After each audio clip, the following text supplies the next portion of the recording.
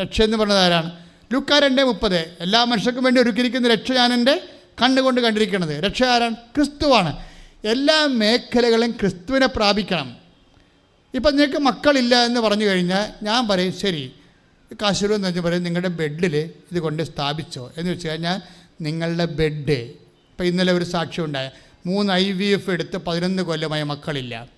3 IVF എടുത്ത് 11 കൊല്ലമായി മക്കളില്ല. ഇപ്പം മരുന്നൊന്നും ഉപയോഗിക്കണില്ല.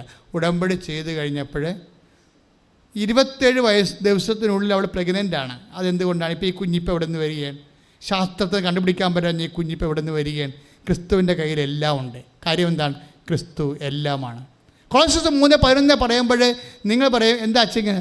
ക്രിസ്തു എല്ലാം. ക്രിസ്തുവിൻ്റെ കയ്യിൽ കുഞ്ഞുണ്ട്, ക്രിസ്തുവിൻ്റെ കയ്യിൽ നിങ്ങളുടെ നഷ്ടപ്പെട്ട സ്ഥലമുണ്ട്, ക്രിസ്തുവിൻ്റെ കയ്യിൽ ജപ്തി നടപടിക്ക് രക്ഷപ്പെടാനുള്ള മാർഗമുണ്ട്, തോറ്റ പരീക്ഷയെ, അതുപോലെ തന്നെ നിങ്ങൾ തള്ളിക്കളഞ്ഞ നഷ്ടപ്പെട്ടു പോയ രേഖകൾ. കഴിഞ്ഞ ദിവസങ്ങളിൽ എഡ്വേർഡ് ജോർജ് അയാളുടെ സാക്ഷിയാണ്, ഇംഗ്ലീഷ് സാക്ഷിയാണ്.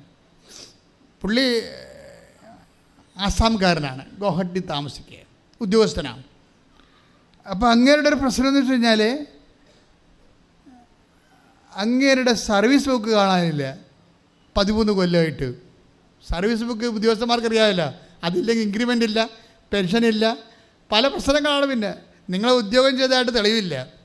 അപ്പോൾ ആ ഫയലും പോയി ഓഫീസിൽ നിന്ന്. വല്ലാത്ത ഒരു പ്രശ്നമാണ്. പുള്ളിക്ക് ട്രാൻസ്ഫർ കിട്ടുന്നുണ്ട്. അങ്ങനെ ഗോഹട്ടിയിൽ നിന്ന് ട്രാൻസ്ഫറായി പുള്ളി വെല്ലൂർ വന്ന് നമ്മുടെ മദ്രാസ് തമിഴ്നാട്ടിൽ വന്ന്. തമിഴ്നാട്ടിൽ വന്നപ്പോൾ അവിടെ വെച്ചാണ് കൃപാസനം പത്രം കിട്ടണത് പുള്ളിക്ക് വേറെ ഒരു പ്രശ്നമുണ്ട്.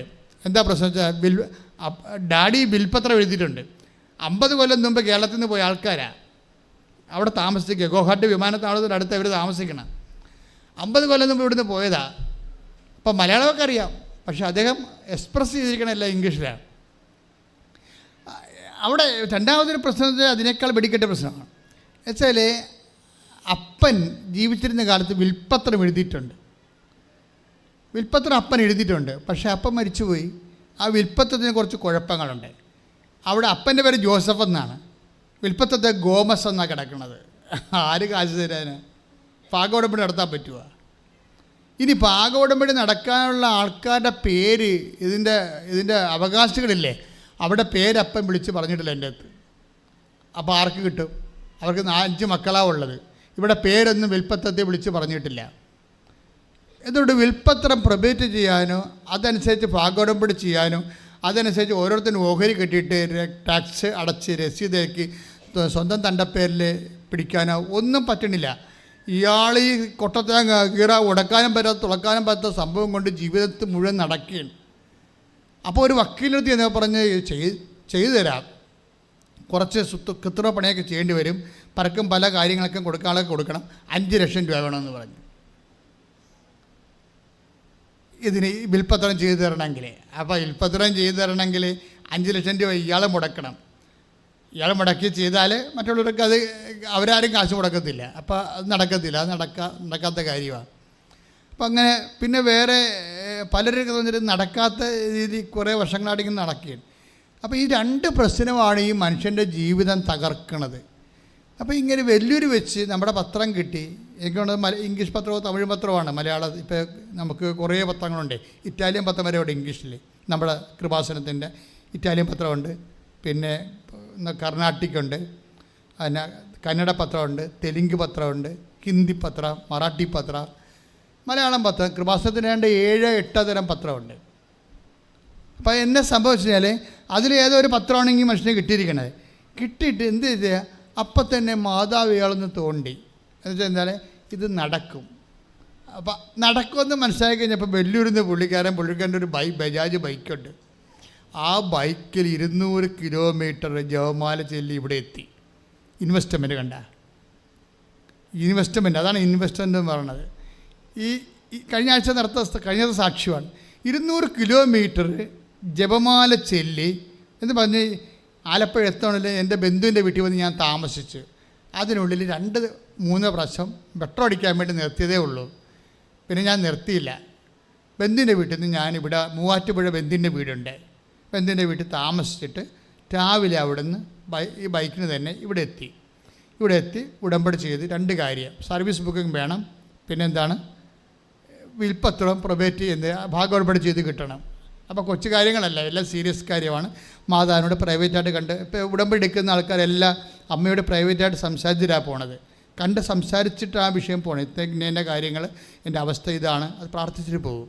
അപ്പം അങ്ങനെയാണ് അത് വന്ന് പ്രാർത്ഥിച്ചിട്ട് പോയി. അപ്പോൾ അദ്ദേഹത്തിനെ സംബന്ധിച്ചുള്ളത് 90 ദിവസമാണ് എണ്ണിപ്പിടിച്ചിരിക്കുന്നത്. 90 ദിവസം. അപ്പോൾ 90 ദിവസത്തിനുള്ളിൽ അമ്മ ഇടപെടുമെന്ന് അദ്ദേഹത്തിന് അറിയാം. അപ്പോൾ 89 ദിവസമായപ്പോൾ അമ്മയെ പുള്ളി ഓർപ്പിച്ച്, പുള്ളി ആ ഉടമ്പടി കറക്റ്റായിട്ട് ഫോളോ ചെയ്യണതേ, ഉടമ്പടി കൃത്യമായിട്ടാണ് ഫോളോ ചെയ്യണത്. 89 ദിവസം പറഞ്ഞ്, അമ്മേ 89 കേട്ടാ, ഇനി 1 ദിവസം കൂടിയേ ഉള്ളെന്ന് പറഞ്ഞു. 1 ദിവസം കൂടിയേ ഉള്ളൂ എന്ന് പറഞ്ഞിട്ട് 90-ാം ദിവസം കഴിഞ്ഞ് 90-ാം ദിവസം ഒന്നും സംഭവിച്ചില്ല. പക്ഷേ 91-ാം ദിവസം പെട്ടെന്ന് സുപ്രഭാതത്തിൽ ഇയാൾക്കൊരു ഫോൺ കോൾ വരും. എന്താ പറയണത്? പണ്ട് ഈ സർവീസ് ബുക്ക് പോയിരുന്ന കാലത്ത് അവിടുന്ന് മാറിപ്പോയൊരു ഓഫീസറിന് മാതാവ് വീണ്ടും വേറെ എവിടെ, ബോംബെയിലെ വേറെ സ്ഥലത്തേക്ക് സ്ഥലം മാറിപ്പോയ ആളാണ്. ആ ലേഡിയെ വീണ്ടും ഇതേ ഓഫീസിലേക്ക് റീട്രാൻസ്ഫർ ചെയ്യിക്കും. ഇപ്പോൾ എൻ്റെ അമ്മേ, സാക്ഷി ഒന്ന് കേൾക്കണം, ഞെട്ടിപ്പോവും. എന്നിട്ട് അവർ ആണ് ഇവരെ വിളിക്കണത്. ഇവരെ വിളിക്കണമെന്ന്, ഈ നമ്പർ എടുത്ത് വിളിക്കണമെന്ന് അറിയാമോ? സർ, നിങ്ങളുടെ സർവീസ് ബുക്ക് കിട്ടി, അതിൻ്റെ ഫയലും ഞാൻ കണ്ടുപിടിച്ചെന്ന്. Praise the Lord. Hallelujah. Hallelujah. ആ ലേഡി തിരിച്ച് വരാതെങ്കിൽ സാധനം കിട്ടത്തില്ല. അമ്മയ്ക്കറിയാം ഈ ചെയ്യേണ്ട നടപടി എന്ന് പറയുന്നത് ഈ ലേഡി തിരിച്ച് വരിക എന്ന് തന്നെയാണ്. നമുക്കറിയത്തില്ലല്ലോ, വേറെ ആർക്കും അറിയത്തില്ല എൻ്റെ സൊല്യൂഷൻ എന്താണെന്ന്. പിറ്റേ ദിവസം ഒരു വക്കീൽ വന്ന് പുള്ളിയെടുത്ത്, മിസ്റ്റർ, നിങ്ങളുടെ പ്രശ്നങ്ങളൊന്നുമില്ല, ഇത് ഞാൻ 10,000 രൂപയ്ക്ക് ചെയ്തു തരാമെന്ന് പറഞ്ഞു. ഈ ഭാഗം ഉടമ്പടി നിങ്ങളുടെ അപ്പൻ്റെ പേര് ചേർത്തിട്ട് നിങ്ങളുടെ എല്ലാവരും അവകാശം വെച്ചുകൊണ്ട് വെറും 10,000 രൂപയ്ക്ക് ചെയ്യാമെന്ന് പറഞ്ഞു. 3 ദിവസം കൊണ്ട് അയാൾ 10,000 രൂപയ്ക്ക് ചെയ്ത് കൊടുക്കും. Price the Lord. ആ ഉടമ്പടി റേഞ്ച് പോണ കണ്ടില്ലേ? ആ ഉടമ്പടി റേഞ്ച് പോണ കണ്ടില്ലേ?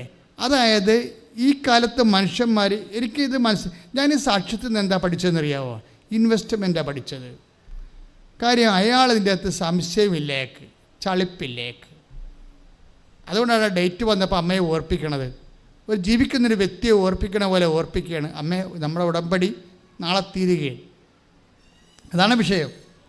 അത്രയും ജീവൽ ലൈവാണ് ഈ വിഷയം. അത് ലൈവായിട്ട് തന്നെ അമ്മ കേൾക്കണത്, അതുപോലെ മനസ്സിലാക്കുകയാണ്. അല്ലെങ്കിൽ 200 ജപമാല ചൊല്ലിക്കൊണ്ട് ഇവിടെ ബൈക്കിന് വരും ആ മനുഷ്യൻ. അപ്പം അതിൻ്റെ ഇൻവെസ്റ്റ്മെൻറ്റ് റെഡിയാണ്. അത് എൻ്റെ മക്കളെ, നിങ്ങൾ ഉടമ്പടിയിൽ എവിടെയെങ്കിലും ഒന്ന് പമ്പെന്നുണ്ടെങ്കിൽ ഇൻവെസ്റ്റ്മെൻറ്റ് കറക്റ്റാക്കാൻ നോക്കണം നിങ്ങൾ. ഇപ്പോൾ ടിൻറ്റുവിൻ്റെ പ്രശ്നം എന്താ? ടിൻറ്റു അല്ല, ജയമോളുടെ പ്രശ്നം എന്താ? ജയമോള് പോയിട്ട് പഞ്ചായത്തിൽ കൊണ്ടുപോയി, ഇനി പറഞ്ഞിട്ട് കാര്യമില്ല, ആരോടും പറയാനില്ല. പള്ളിയെ പറഞ്ഞ്, പാർട്ടി പറഞ്ഞ്, പറയാവുന്ന ആൾക്കാരോടെല്ലാം പറഞ്ഞ് അവരാരും അമ്പനും ബില്ലിനും അടുക്കണില്ല. അവരാരും സംസാരിക്കാനും തയ്യാറല്ല. അവസാനം എന്ത് ചെയ്ത്, മാതാവിൻ്റെ ഉപ്പ് കൊണ്ടുപോയി പഞ്ചായത്തിൽ വാതിക്കലിട്ട് വിശ്വാസപ്രമാണം ചൊല്ലിയിട്ട്, വിശ്വാസപ്രമാണം ചെല്ലുമ്പോൾ എന്താണ്? യേശു കർത്താവാണെന്ന് അതിരം കൊണ്ടേറ്റ് പറയണം. ദൈവം അവനെ മരിച്ചെന്ന് ഉയർപ്പിച്ചെന്ന് ഹൃദയത്തെ വിശ്വസിക്കണം. അപ്പോൾ ആ വിഷയത്തിൽ രക്ഷ, ആ വിഷയത്തിലുള്ള കാര്യം ക്രിസ്തു എല്ലാമാണല്ലോ. കൊളോസ്യസ് 3:11 നമ്മൾ എന്താ പറയണത്? ക്രിസ്തു എല്ലാമാണ്. ആ വാക്ക് ഭയങ്കര സംഭവമാണ്. അതായത് പഞ്ചായത്ത്, ഈ ഒരു മനുഷ്യന് ഈ ഭൂമിക്ക് മുകളിൽ അനുഭവിക്കാൻ പറ്റിയ എല്ലാ വിഷയങ്ങൾക്കുള്ള കംപ്ലീറ്റ് ആൻഡ് സോഴ്സ് സൊല്യൂഷനാണ് ജീസസ് ക്രൈസ്റ്റ്. നമ്മളിലൂടെ പ്രാപിക്കുന്നത് വ്യത്യസ്തമായ ജീവിത മണ്ഡലങ്ങളിലുള്ള തടസ്സങ്ങൾ, ദോഷങ്ങൾ, തകർച്ചകൾ, മരവിപ്പുകൾ, അതെല്ലാം വിടുവിക്കുന്നത് ആരാണ്? ക്രിസ്തുവിനെ അവിടെ സംലഭ്യമാക്കുകയാണ്.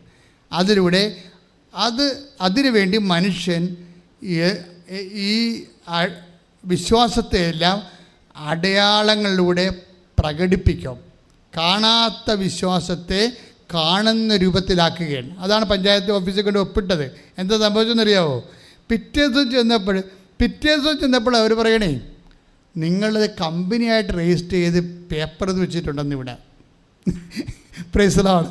അതായത് ഈ റബ്ബറില്ലേ, റബ്ബർ ഉൽപ്പാദനം, ഷീറ്റ് ഉൽപ്പാദനം ഒരു സ്മോൾ സ്കെയിൽ കമ്പനിയായിട്ട് ആ ചേച്ചി പറയണേ, എൻ്റെ സ്വപ്നത്തിൽ പോലും ഞാൻ ചിന്തിച്ചിട്ടില്ല ഇത് കമ്പനിയാക്കണ കാര്യമൊന്ന്. പക്ഷെ മാതാവ് എനിക്കത് കമ്പനിയാക്കി തന്നിരിക്കണമെന്ന്. Praise the Lord. ഇതാണ് വ്യത്യാസം, മനസ്സിലായല്ലേ? ഇതെങ്ങനെയാണ് സംഭവിച്ചിരിക്കണത്? അതായത് അവർ ചെയ്ത കാര്യങ്ങളെല്ലാം അവർ വിശ്വസിച്ച് കാണാത്ത വിശ്വാസമാണ്. വിശ്വാസം എപ്പോഴും കാണാൻ പറ്റും. നമുക്ക് നമ്മുടെ വിശ്വാസം കാണിക്കാൻ പറ്റുമോ? കാണാൻ പറ്റാത്ത വിശ്വാസത്തെ നമ്മൾ ഉടമ്പടിയിൽ എന്താ ചെയ്യണത്? കാണാത്ത വിശ്വാസത്തെ കാണുന്ന രീതിയിലേക്ക് നമ്മൾ അതിനെ റീപ്ലേസ്മെൻറ്റ് നടത്തും. ഉള്ളിൽ കാണാതിരിക്കണ വിശ്വാസമല്ലേ.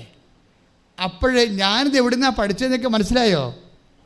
അതായത് ഒരു രോഗിനെ കൊണ്ടുവരുമല്ലോ, തളർവാദ രോഗിയില്ലേ, അവന് കൈ ഇങ്ങനെ അവന് ചോദ്യചിഹ്നം പോലെ ഇങ്ങനെ ഒടിഞ്ഞു മടങ്ങി മരവിച്ചിരിക്കുകയില്ലേ, അവനെ 4 പേര് കൂടി പിടിച്ച് കർത്താവിൻ്റെ അടുത്ത് കൊണ്ടുവരത്തില്ലേ? അപ്പോൾ കർത്താവിൻ്റെ വാതിക്കൽ നിറച്ച ആളുള്ള കാരണം കയറാൻ പറ്റില്ലല്ലോ. അപ്പോൾ അവരെന്നാ ചെയ്ത് മേൽക്കൂര പൊളിച്ചിട്ട് കട്ടിലോട് കൂടെ താഴേക്ക് ഇറക്കുമ്പോഴേ സുവിശേഷം പറയുന്നൊരു വാക്കുണ്ട്. എന്താണ്? അവരുടെ വിശ്വാസം കണ്ട്. ഒന്ന് വായിച്ചത് ശ്രദ്ധിക്കട്ടെ. മർക്കോസ് 2:4-5. മർക്കോസിന്റെ സുവിശേഷം 2-ാം അധ്യായം 4-ാം വാക്യം 5-ാം വാക്യം. ജനക്കൂട്ടം നിമിത്തം അവന്റെ അടുത്തെത്താൻ അവർക്ക് കഴിഞ്ഞില്ല. ഒന്ന് പറഞ്ഞേ. ജനക്കൂട്ടം നിമിത്തം അവന്റെ അടുത്തെത്താൻ അവർക്ക് കഴിഞ്ഞില്ല. അതിനാൽ അവനിരുന്ന സ്ഥലത്തിന്റെ മേൽക്കൂര പൊളിച്ച് തളർവാദ രോഗിയെ അവർ കിടക്കയോടെ താഴോട്ടിറക്കി. അവരുടെ വിശ്വാസം കണ്ട്. മനസ്സിലായില്ലേ? ഇതാണ് അവരുടെ വിശ്വാസം കണ്ട്. അപ്പൊ വിശ്വാസത്തെ എന്താ ചെയ്തിരിക്കണത്? കാണാവുന്ന രൂപത്തിലേക്ക് കൺവേർട്ട് ചെയ്തിരിക്കുകയാണ്. ഇപ്പം ചേർത്ത് ജയമോൾ എന്താ ചെയ്തിരിക്കണത്? വിശ്വാസത്തെ കാണാവുന്ന രൂപത്തിലേക്ക് കൺവേർട്ട് ചെയ്തു. യേശു കർത്താവാണെന്ന് അത്തരം കൊണ്ട് ഏറ്റു പറഞ്ഞു. എന്താണ്? ദൈവം സമസ്തവും അവൻ്റെ പാദത്തിൻ്റെ കീഴിലാക്കിയിരിക്കുന്നു. അത് നിങ്ങൾ അറിയണം. വിശ്വാസം എക്സിക്യൂട്ട് ചെയ്യുമ്പോൾ ഈ വചനം മറന്നു പോകരുത്. അതായത് 1 കൊരിന്ത്യർ 15:27 ദൈവം സമസ്തവും ഒന്ന് പറഞ്ഞേ. ദൈവം സമസ്തവും അവന്റെ പാദത്തിന്റെ കീഴിലാക്കിയിരിക്കുന്നു. ഈ സമസ്തവും എന്ന് പറഞ്ഞ സാധനത്തിന് പഞ്ചായത്ത് ഉണ്ടേ, മനസ്സിലായില്ലേ? പഞ്ചായത്തുണ്ട്, അറബിയുടെ വീടുണ്ട്, എല്ലാ സാധനവും ഉണ്ട്. ഇത് വിശ്വാസി മനസ്സിലാക്കണം. എപ്പോഴാണ് വിശ്വാസം മനസ്സിലാക്കണത്? കേരള യൂണിവേഴ്സിറ്റി ഉണ്ട്, MG യൂണിവേഴ്സിറ്റി ഉണ്ട്. നിനക്ക് ഭാരമുണ്ടാക്കുന്ന പണ്ട് വിശ്വാസികൾ ഒരു പണി ചെയ്യുമായിരുന്നു. അതായത് ഒരു സ്ഥലത്ത് തോറ്റു കഴിഞ്ഞാൽ അതായത് ആ സ്ഥലത്ത് കൊണ്ടുപോയി ഉപ്പിടും.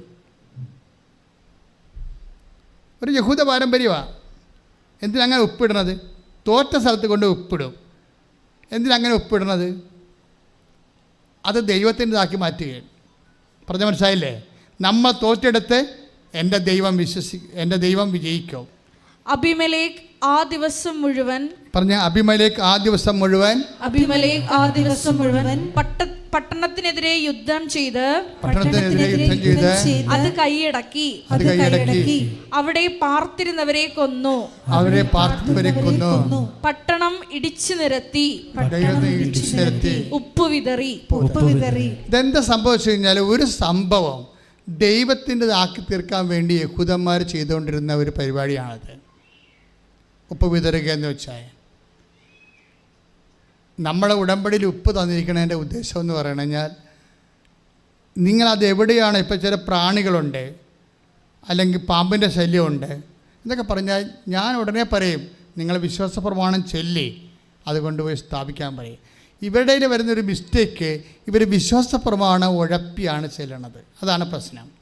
ഇനി നോക്കി വായിക്കുന്നവർ പത്രം വായിക്കണ പോലെ വായിക്കും, അവരത് വിശ്വസിക്കത്തില്ല.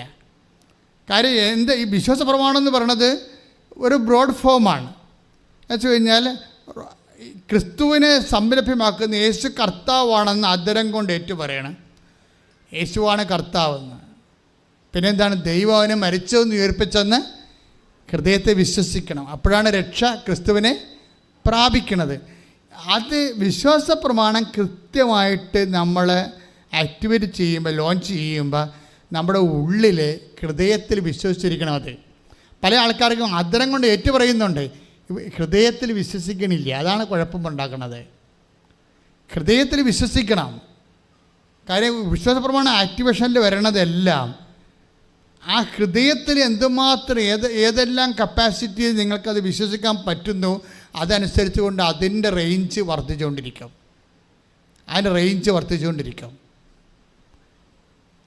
ഇതെല്ലാം നമുക്ക് കൃത്യമായ രീതിയിൽ സുവിശേഷത്തിലുള്ള കാര്യങ്ങളാണ്, ഇല്ലാത്ത കാര്യങ്ങളല്ല. ഞാൻ പിന്നെ എന്തുകൊണ്ടാണ് ദൈവം എന്നോട് ഇതൊക്കെ പറയണമെന്ന് വെച്ച് കഴിഞ്ഞാൽ എൻ്റെ ജോലി ഇതായത് കൊണ്ടാണ്. 21 ലക്ഷം ആൾക്കാരായി. ഞാൻ 84 തുടങ്ങിയാണ് ആൾക്കാരുടെ കണ്ണുനീര് കേൾക്കാൻ. അപ്പം ഞാൻ എപ്പോഴും എനിക്ക് പിടികിട്ടാത്ത പ്രശ്നവുമായിട്ട് ഞാൻ കർത്താവിൻ്റെ മുമ്പ് വന്ന് നിൽക്കും. കർത്താവ് അതെങ്ങനെ ചെയ്യും, കർത്താവ് ഇതിങ്ങനെ ചെയ്യും, അമ്മ അവരത്രയും കഷ്ടപ്പെടുന്നില്ല, അവരെങ്ങനെ രക്ഷിക്കും. ഇങ്ങനെ എപ്പോഴും മനുഷ്യൻ്റെ സങ്കടവും മനുഷ്യൻ്റെ പിരിഞ്ഞു കണ്ടിച്ച സങ്കടവും വിഷമവും കൊണ്ട് എപ്പോഴും ദൈവദൃശ്യം നിൽക്കുമ്പോഴാണ് നമുക്ക് ദൈവം ഓരോരോ വഴികൾ പറഞ്ഞു തരണത്. അതെല്ലാം ആമ മനസ്സിൽ തോന്നിക്കും. പക്ഷേ ഞാൻ എപ്പോഴും നോക്കും സഭയുടെ പഠനങ്ങൾക്കിത് എന്തെങ്കിലും വിരുദ്ധമായിട്ട് ഞാൻ പറയുന്നുണ്ടോ എന്ന്. എനിക്ക് സംശയമുണ്ടെങ്കിൽ ദൈവശാസ്ത്രജ്ഞന്മാരോട് ചോദിക്കാം. കാര്യം സഭയുടെ പഠനങ്ങളെ നമുക്ക് പഠിപ്പിക്കാൻ പറ്റത്തുള്ളൂ. ആർക്കും ഈ സഭയിൽ ആർക്കും സ്വകാര്യ പഠനങ്ങളൊന്നും പറ്റത്തില്ല. കാര്യം സഭയെ ആണ് ദൈവം ബൈബിൾ ഏൽപ്പിച്ചിരിക്കുന്നത്, സഭയെയാണ് ദൈവജനത്തെ ഏൽപ്പിച്ചിരിക്കുന്നത്. അപ്പം നമ്മളൊരു എളിയ ശുശ്രൂഷകൻ മാത്രമാണ്. പക്ഷേ ജനത്തിൻ്റെ കണ്ണീര് വരുമ്പോൾ ആ കണ്ണീരിൻ്റെ കൈകടത്തുമ്പോഴാണ് നമുക്ക് ദൈവത്തിൻ്റെ തിരുസന്നിധിയിൽ വ്യത്യസ്തങ്ങളായ പ്രാർത്ഥനാ രീതികൾ ദൈവം തന്ന് അതാത് കാലത്ത് ദൈവം നമ്മളെ നയിച്ചുകൊണ്ടിരിക്കുന്നത്. അതിൻ്റെ അനുഭവങ്ങളാണ് ഞാൻ പറഞ്ഞുകൊണ്ടിരിക്കുന്നത് മുഴുവനും. അപ്പോൾ എൻ്റെ സഹോദരങ്ങൾ എപ്പോഴും ശ്രദ്ധിക്കേണ്ടത്, നിങ്ങൾ ഇതെല്ലാം ചെയ്യുന്ന ആൾക്കാരാണ്. പക്ഷേ ചെയ്യുമ്പോൾ കർത്താവ് പണ്ടേ പറയുമായിരുന്നത് നിങ്ങൾ ഹാഫ് മൈൻഡഡായിട്ട് ചെയ്യരുത്. പിന്നെ എന്താ ചെയ്യണം? പൂർണ്ണ മനസ്സോടെ ചെയ്യണം. അതാണ് സംഭവം. അത് ഇപ്പം തുടങ്ങിയല്ല, പണ്ട് മുതലേ ഉള്ളതാണ്. അപ്പോൾ പൂർണ്ണ മനസ്സാകാൻ വേണ്ടി നിങ്ങൾ ചെയ്യണ കാര്യം നിങ്ങളറിയണ്ടേ, നിങ്ങളത് ചെയ്യുകയാണെന്ന്. അതിനു വേണ്ടി ഞാൻ വ്യത്യസ്തങ്ങളായ മോഡ് ഓഫ് ആക്ഷൻസും അത് പ്രസൻറ്റേഷനൊക്കെ പറഞ്ഞു തരും. ഇന്ന കാര്യം ഇന്ന രീതിയിൽ ചെയ്യണമെന്ന് പറയും. കാര്യം ഞാൻ തന്നെ അതായത് ഒരു നാട്ടിൽ ചെന്നപ്പോൾ അവിടെ എല്ലാ വേജബാറ്റ് കേന്ദ്രങ്ങളും ഞാൻ സമരം ചെയ്ത് അടപ്പിച്ചതാണ്. പക്ഷെ ഒരു പാർട്ടി ചെന്നപ്പോൾ ഞാൻ തോറ്റുപോയി. കാര്യം അവർ ചുറ്റോട് ചുറ്റും 115 വീട്ടുകാരുണ്ട്, ഈ മനുഷ്യ കവചം പോലെ. അതുകൊണ്ട് സ്വന്തം കുടുംബക്കാരാ അവരാണ്. അവിടെ റെയ്ഡ് വരികയുണ്ടെങ്കിൽ പോലീസിനോട് നേരത്തെ അറിയിക്കും. റെയ്ഡ് വരാൻ പോകണമെങ്കിൽ എക്സൈസുകാർ തന്നെ അവരോട് പറയും. അങ്ങനെയെല്ലാം അതുപോലെ തന്നെ കിമ്പളൊക്കെ കൊടുത്ത് സെറ്റപ്പായിട്ട് പോണവരാണ്. പിന്നെ അത്യാവശ്യം ഗുണ്ടായുസൊക്കെ ഉണ്ട്. അപ്പം ഞാൻ എന്താ ചെയ്തിരിക്കണത്? ഒരു ജപമാല എടുത്തിട്ട് നേരെ ജപമാല ചൊല്ലി കടലിലോട്ട് നടന്ന്, കടലിൻ്റെ അപ്പുറത്ത് ചെന്ന് വെച്ചാൽ അവിടുന്ന് 2 ജപമാല ചൊല്ലി ഷാപ്പിൻ്റെ നേരെ ചെന്ന്, അവിടുന്ന് 1 ജപമാല ചൊല്ലി രാത്രി 8 മണിയായപ്പോൾ ഷാപ്പിൻ്റെ അകത്ത് കയറി. എന്നിട്ട് ഞാൻ ഒത്തിരി പ്രസംഗമൊന്നും പറഞ്ഞില്ല, ഇത്രയും കാര്യങ്ങളെ പറഞ്ഞുള്ളൂ. കാര്യം അമ്മയും കൊണ്ടാണ് ഞാൻ ചെല്ലണത്. ഞാൻ പറഞ്ഞു, ചേച്ചി അവിടെ ചേട്ടത്തിയായി നടത്തണത്, അവിടെ പിന്നെ പിന്നിലൊരുത്തിരി ആൾക്കാരുണ്ട്, ചേച്ചി ഇത് പൂട്ടണം, ഇവിടുന്ന് കുടിക്കുന്ന ആൾക്കാർ, വീട്ടിൽ വന്ന ആൾക്കാർ, ചേട്ടന്മാരൊക്കെ പെങ്ങന്മാരെ വരെ തല്ലുന്നുണ്ട്, കുടുംബ പ്രാർത്ഥന നടക്കണില്ല, പഠിക്കാൻ പറ്റണില്ല, അത് പറയാൻ വേണ്ടി ഈശോ നാമത്തിൽ വന്നോട് ഞാൻ പോകണമെന്ന് പറഞ്ഞു. അത്രയുള്ള സംഭവം. വേറെ സമരങ്ങളൊന്നുമില്ല. സമരം ചെയ്തിരിക്കണം വേറെ അല്ലേ, കർത്താവിലെ യുദ്ധം ചെയ്യണത്. എന്താ സംഭവിക്കണത്? അപ്പോൾ അവരെന്നോട് പറഞ്ഞെന്താ അറിയാവോ? അവരെന്നെ തല്ലാനും കൊല്ലാനൊന്നും വന്നില്ല. വളരെ ബഹുമാനത്തോടെ പറഞ്ഞു, അച്ഛാ എനിക്കൊരു 8 ലക്ഷം രൂപ കടമുണ്ട്, അച്ഛൻ ഇപ്പോൾ എണ്ണി വെച്ചോ, ഞാനിപ്പോൾ പൂട്ടുമെന്ന് പറഞ്ഞു. അവരെന്നോടതാണ് പറഞ്ഞത്. അല്ല എന്നെ തല്ലാനും കൊല്ലാനും വന്നില്ല. ഞാൻ ചേച്ചി 8 പൈസ പോലെ എൻ്റെ ഇല്ല, ഞാൻ പോകണം, ഞാൻ ഈശോ പറഞ്ഞുകൊണ്ട് ഞാൻ വന്നു, ഞാൻ പോകണമെന്ന് പറയും. എൻ്റെ ഡ്യൂട്ടി അത്രയേ ഉള്ളൂ. പക്ഷേ 2 മണിയായപ്പോൾ അടി തുടങ്ങി. അടിയും കൊണ്ട് ആൾക്കാർ എൻ്റെ അടുത്ത് രാത്രി വന്ന് ഇരുമ്പ് പടി ടോർച്ചൊക്കെ ആയിട്ട് മേടയെ വന്ന് ഇടിച്ച് പൊളിച്ച് ചെറിയ കരയുടെ ബഹളം ഉണ്ടാക്കണം. ഞാൻ പറഞ്ഞു, എന്താ സംഭവം? അച്ഛൻ എന്താ അവിടെ ചെയ്യുന്നത്? ഞാൻ വന്ന് പറഞ്ഞതേ ഉള്ളൂ പറഞ്ഞു. അല്ല അവിടെ അടി തുടങ്ങിയില്ല എന്ന് പറഞ്ഞു. അപ്പോഴത്തേക്ക് മനസ്സിലാക്കി എങ്ങോട്ടാണ് പോകണമെന്ന്. ഞാൻ അപ്പം തന്നെ ഇവരെ സേവ് ചെയ്യണമല്ല, അവിടെ ചെന്ന് ഞാൻ പറഞ്ഞതിന് ശേഷം പിന്നീട് ആരോട് ചെന്ന് അച്ഛൻ പറഞ്ഞ അനുസരിച്ച് നിങ്ങൾ അടക്കണമെന്ന് പറഞ്ഞ ആൾക്കാരുമായിട്ടൊരു അടിയുണ്ടായത്. ഇവർ അടികൊണ്ടല്ല, അവർ ചെയ്യാൻ ഞാൻ പോലീസ് സ്റ്റേഷനിൽ വിളിച്ച് പറഞ്ഞ് വെളുപ്പിന് കേസ് രജിസ്റ്റർ ചെയ്ത് ഇവരെ കൊണ്ട് കേസ് കൊടുപ്പിച്ച് ആ സംഭവം സെറ്റാക്കി. കുർബാനം കഴിഞ്ഞപ്പോൾ ഞാൻ അവിടെ എത്തി. അപ്പോൾ എൻ്റെ കൂടെ കുറേ ആൾക്കാർ ഓടിക്കൂടി. പിന്നെ ഉടനെ ഇവരെല്ലാവരും അവിടെ ഷാപ്പിൻ്റെ 4 വതിക്ക് ഞാൻ ഉപരോധം ഇട്ട് 42 ദിവസം ഉപരോധം ഇട്ട് സാധനം ക്ലോസ് ചെയ്ത് കളഞ്ഞു. പക്ഷേ എന്താ വെച്ച് കഴിഞ്ഞാൽ ഇതൊരു അടരാട്ട സാധനമാണ് ജവമാല. ഞാൻ നിങ്ങളോട് ജവമാല എന്നൊക്കെ പറയുമ്പോഴേ, ജവമാല റാലി എന്നൊക്കെ പറയുമ്പോൾ വന്ന വഴികളുണ്ട്. നമുക്ക് ചെയ്യാൻ പറ്റാത്ത കാര്യങ്ങൾ മാതാവ് കൂടെ വന്ന് ചെയ്യും. അതിൻ്റെ ഭാഗമായിട്ടാണ് ഈ പ്രാർത്ഥനകളൊക്കെ. ഓരോ പ്രാർത്ഥനകളും ദൈവത്തെ വിശ്വസിക്കുമ്പോൾ അങ്ങോട്ട് പൂർണ്ണ ഹൃദയത്തോടെ അങ്ങോട്ട് വിശ്വസിക്കണം. അല്ലാതെ ഒക്കുക ചെയ്തേക്കല്ല, ഒത്തക്കൊള്ള കിട്ടിയ കൂട്ടി ഇങ്ങനെ അഴകുഴമ്പം ചെയ്യുമ്പോഴാണ് പണി കിട്ടണത്. പക്ഷേ ദൈവം അവൻ്റെ വാഗ്ദാനം വിശ്വസ്തനാണ്. അവൻ നമ്മുടെ കൂടെ വരുമെന്ന് പറഞ്ഞാൽ ഏത് നരകത്തിലും വന്നിരിക്കും. കൈയടിച്ച് കർത്താവിനെ സ്തുതിക്കുക.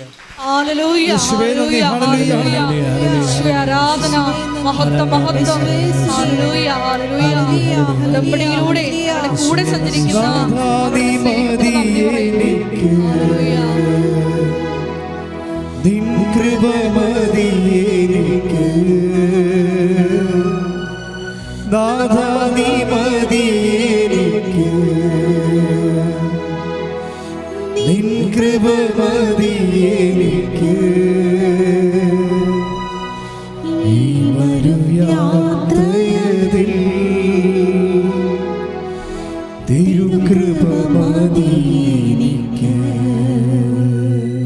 എഴുന്നേൽക്കുക.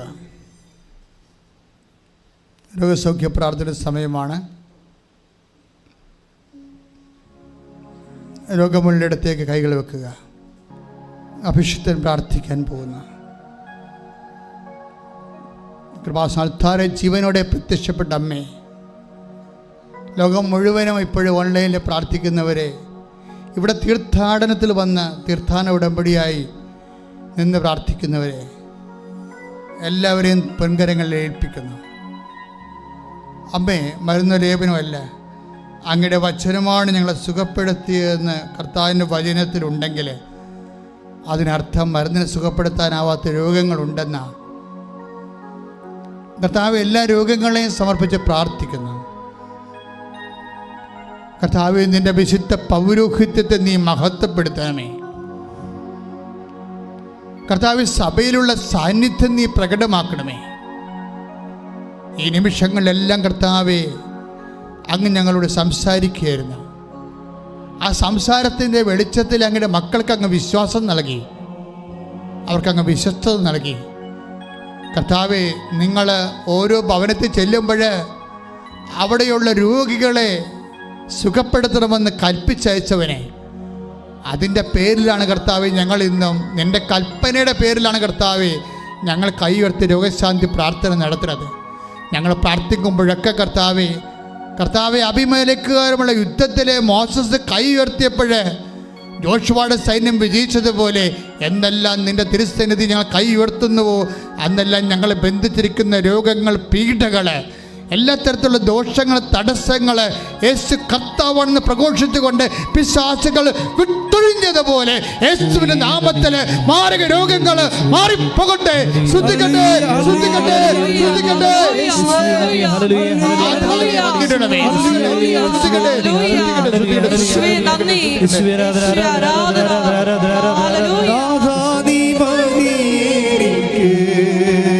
പാടുക. നിൻ കൃപ മതി എനിക്ക്, നാഥാ നീ മതി എനിക്ക്, നിൻ കൃപ മതി എനിക്ക്. ഈ വരു യാത്രയിൽ തിരുകൃപ മതി. ഈ മരുയാത്രയതിൽ ഒരുമിച്ച് പാടുക. ഈ മരുയാത്രയതിൽ തിരുകൃപ മതി. ശരിക്കും പാടുക സ്നേഹത്തോടെ. നാഥാ നീ, നാഥാ നീ മതി എനിക്ക്, നിൻ കൃപ മതി എനിക്ക്, നാഥാ നീ മതി എനിക്ക്, നിൻ കൃപ മതി എനിക്ക്. ഈ മരുയാത്രയതിൽ തിരുകൃപ മരു യാത്രയതിൽ ഈ മരുയാത്രയതിൽ തിരുകൃപ മതി എനിക്ക്. പരിശുദ്ധ പരമ ദിവ്യകാരുണ്യത്തിന് എന്നേരവും ആരാധനയും സ്തുതിയും പുകഴ്ചയും ഉണ്ടായിരിക്കട്ടെ. എൻ്റെ പ്രിയപ്പെട്ടവരെ, ജീവനോടെ പരിശുദ്ധമ്മ പ്രത്യക്ഷപ്പെട്ട ദുരന്തമുണ്ടാകാൻ പോണ് പ്രാർത്ഥിക്കണമെന്ന് ആവശ്യപ്പെട്ടുകൊണ്ട് ലോകത്തോട് പ്രാർത്ഥിക്കാൻ ആവശ്യപ്പെട്ട വിശുദ്ധ മണ്ണിൽ നിൽക്കുകയാണ്. 10,000-കണക്കിന് ആരാധനയാണ് ഇവിടെ നടന്നിട്ടുള്ളത്. ഈ ആരാധന മധ്യ തന്നെയാണ് അമ്മ പ്രത്യക്ഷപ്പെട്ടതെന്ന്. ഇന്നും ആരാധന നടന്നുകൊണ്ടിരിക്കുകയാണ്. അമ്മ നമ്മുടെ കൂടെ സാന്നിധ്യം നൽകുന്നുണ്ട്. എൻ്റെ ദൈവപൈതലേ, നിൻ്റെ എന്തെല്ലാം വിഷയങ്ങളാണോ ഇവിടെ നീ കേട്ടത്, ഉടമ്പടിയിലൂടെ മനുഷ്യൻ കടന്നു ചെല്ലുന്ന എല്ലാ ദുരന്തമുഖത്തും നിന്നോടുകൂടി ദൈവത്തിൻ്റെ വാഗ്ദാനമായി നിൻ്റെ അമ്മയുണ്ട്. ശ്രുതികട്ടെ.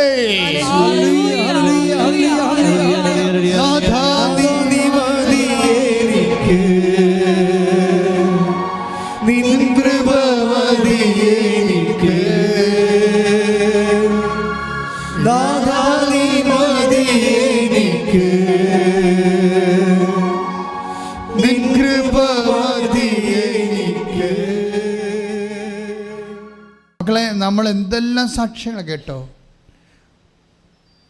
ചെറിയവരുടെയും വലിയവരുടെയും സാക്ഷ്യങ്ങൾ നമ്മൾ കേട്ടു. പലതരത്തിലുള്ള കുരുക്കിൽ അകപ്പെട്ടവരുടെ സാക്ഷ്യങ്ങൾ കേട്ടു. നമ്മൾ കേട്ടപ്പോൾ എന്താണ് ദൈവം നമ്മളെ കേൾപ്പിച്ചത്? മക്കളെ, നിൻ്റെ ജീവിതത്തിൻ്റെ കണ്ണീരിന് എന്ത് നിറമായാലും, കണ്ണിൽ നിന്ന് ചോരയാണ് വരണമെങ്കിൽ കർത്താവ് അത് കാണുന്നുണ്ട്. കർത്താവ് കൈനീട്ടും. നിൻ്റെ വിശ്വാസം കാണാവുന്ന രൂപത്തിലേക്ക് നീ എപ്പോൾ കണ്ണുവെട്ട് ചെയ്യാനാണ് നിന്നെ ഉടമ്പടിയിലൂടെ ദൈവം ക്ഷണിക്കണത്? കാണാവുന്ന വിശ്വാസത്തിലേക്ക്, വിശ്വാസത്തെ പരിവർത്തനം ചെയ്യാൻ, തർജ്ജിമ ചെയ്യാൻ ഉടമ്പടിയിലൂടെ ദൈവം ഈ കാലങ്ങളിൽ നമ്മൾ ക്ഷണിക്കുകയാണ്. പരിശുദ്ധ അമ്മയുടെ പ്രത്യക്ഷീകരണത്തിലൂടെ. ദൈവത്തിലെ ഇപ്പോഴും നമ്മൾ പ്രാർത്ഥിക്കാൻ പോകുന്നത്, ഒരു കോവിഡിൻ്റെ കാലം കഴിയുമ്പോൾ എല്ലാവരുടെയും ചെവിട് പറഞ്ഞു നിൽക്കുകയാണ്. ഓരോ ബിസിനസ്സൊക്കെ ചെയ്തിരുന്നവർ, വാടകയൊക്കെ ചെയ്തിരുന്നവർ, അത് ചെയ്യാനേ പറ്റിയിട്ടില്ല. പക്ഷെ വാടക പെരുകി, ലോണിൻ്റെ ഇൻട്രസ്റ്റ് കൂടി, കടങ്ങളൊക്കെ ആയിപ്പോയി. ഞാൻ എപ്പോഴും കണ്ണീരോടെ അമ്മയുടെ മുമ്പിൽ നിൽക്കണ ഇതാണ്. കണ്ണീരിൻ്റെ ഒരു കാലം നമ്മൾ കടന്നു പോയെങ്കിലും നമുക്ക് അതിജീവിക്കാൻ പറ്റാത്ത 10,000 അഭിമാനം പണയം വെച്ച് ജീവിക്കുന്നൊരവസ്ഥയിലേക്ക് നമ്മൾ പോവുകയാണ്. അമ്മേ, ഈ വിഷയം ആരെല്ലാം ഉന്നയിക്കുന്നുണ്ടോ അവരെല്ലാം ക്രിസ്തുവിൻ്റെ വാഗ്ദാനങ്ങളിലാണ് ആശ്രയിച്ചുകൊണ്ടാണ് അമ്മയുടെ മാധ്യസ്ഥം തേടുന്നത്. സർട്ടിഫിക്കറ്റ് ലഭിക്കാത്തവരുണ്ടമ്മേ, സർട്ടിഫിക്കറ്റ് വിത്ത് ഹെൽഡായിപ്പോയവരുണ്ടമ്മേ. പല പ്രാവശ്യം OIT-യും IITs ഒക്കെ എഴുതിയിട്ട് ഗതി കിട്ടാതെ വിഷമിച്ച് പണവും തീർന്ന് വീട്ടുകാരുടെ വഴക്കും കേട്ട് സങ്കടപ്പെട്ടിരിക്കുന്നവരുണ്ടമ്മേ. ജോലി ഇപ്പം കിട്ടും വിചാരിച്ചുകൊണ്ട് വിവാഹം താമസിച്ച് പോയി അവസാനം വിവാഹവുമില്ല, ജോലിയുമില്ലാത്തവരുണ്ടമ്മേ. കടങ്ങളെല്ലാം ബാങ്കുകാരുടെ കയ്യിലായിപ്പോയി. എല്ലാം ഭൂമിയിലെ കേരളത്തിൻ്റെ, ഇന്ത്യയുടെയും പകുതി മുക്കാൽ ഭൂമിയും ബാങ്കുകാരുടെ കയ്യിലായിപ്പോയി. മനുഷ്യൻ്റെ കയ്യിൽ ഭൂമിയില്ലാത്തൊരു കാലമാണ്. 1/3 ഭൂമി പോലും മനുഷ്യൻ്റെ കയ്യിൽ, സാധാരണക്കാരുടെ കയ്യിലില്ല. എല്ലാ സാമ്പത്തിക സ്രോതസ്സുകളുടെയും മൂലധന ശക്തികളുടെയും കയ്യിലേക്ക് ഭൂമി കൈമാറ്റം മാറുകയും ഭൂമിയില്ലാത്തവരായി നഗ്നരായി നടക്കുന്ന മനുഷ്യരെ പോലെയാണ് ഇന്ന് ജീവിക്കുന്നത്. കർത്താവേ, ഞങ്ങൾക്ക് വന്നിട്ടുള്ള ആപത്തുകൾ, ഞങ്ങൾക്ക് വന്നിട്ടുള്ള സാമ്പത്തിക കടങ്ങൾ, ജപ്തി നടപടികൾ, ജോലിയില്ലാത്ത അവസ്ഥകൾ, പല ചെറുകിട ജോലികളുമില്ല, വൻകിട ജോലികളുമില്ലാതെ കർത്താവെ, അന്യ നാട്ടുകാർ വരെ കർത്താവെ ഇവിടെ വന്ന് ജോലി ചെയ്യുമ്പോൾ ഞങ്ങളുടെ നാട്ടിൽ ജോലിയില്ലാതെ പട്ടിണിയിരിക്കുന്നവരും പരക്കം പായുന്നവരും, കണ്ണീരോടെ മക്കളെ കെട്ടിക്കാൻ നിവൃത്തിയില്ലാത്തവർ, വിവാഹം കഴിച്ച് കൊടുക്കാൻ നിവൃത്തിയില്ലാത്തവർ, വീട് വെക്കാൻ നിവൃത്തിയില്ലാത്തവർ, വെച്ച വീട് റിപ്പയർ ചെയ്യാൻ പറ്റാത്തവർ, സ്ഥലമില്ലാത്തവർ, വീടില്ലാത്തവർ, വഴിയില്ലാത്തവർ, വെള്ളമില്ലാത്തവർ, വഴക്കിലും കേസിലും അകപ്പെട്ടിരിക്കുന്നവർ, അങ്ങനെ വ്യത്യസ്തങ്ങളായ ജീവിത ദുരന്തങ്ങളിൽ കെട്ടപ്പെട്ടിരിക്കുന്നവർ, യേശു ക്രിസ്തുവിന്റെ നാമത്തിൽ എല്ലാ കെട്ടുകളും അമ്മയുടെ മധ്യത്തിൽ അഴിയട്ടെ. ശ്രദ്ധിക്കട്ടെ, ശ്രദ്ധിക്കട്ടെ.